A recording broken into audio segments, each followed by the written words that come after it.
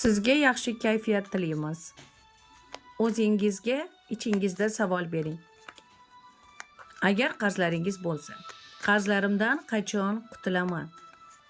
Qachon hayotimga yengillik boshlanadi? Hozir shuni ko'rasiz, eshitasiz. Bu shunchaki kayfiyat uchun. Tavsiya. Xo'sh, qarzlaringizdan ha, albatta sizda qarzlar bor. Ozroq shu narsa boshingizni og'ritmoqda. Ozroq o'ylovlar va neki ishlar qilsam yoki biznes qilsam yoki maslahat so'rasam ham xuddi sarob bo'lmoqda degan va oldi berdi pullarini o'ylamoqdasiz. Ammo xavotir olmang, sizga g'oyibdan yordam, ko'mak kelmoqda. Hammasi joyiga tushadi. Faqat xursand bo'lsangiz bo'ldi va to'xtamang. Undan tashqari shu qarzlarni o'ylab yomon tushlar ko'ryapsiz. Bu yaxshi emas. Sizga pul kelmoqda, qarzlaringizdan qutulasiz. Qarzlaringizdan qutulasiz.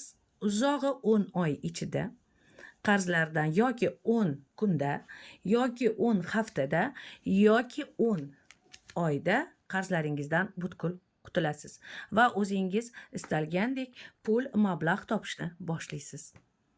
Yaratganning qudrati bilan. Marhamat, niyatingizga yetib bering.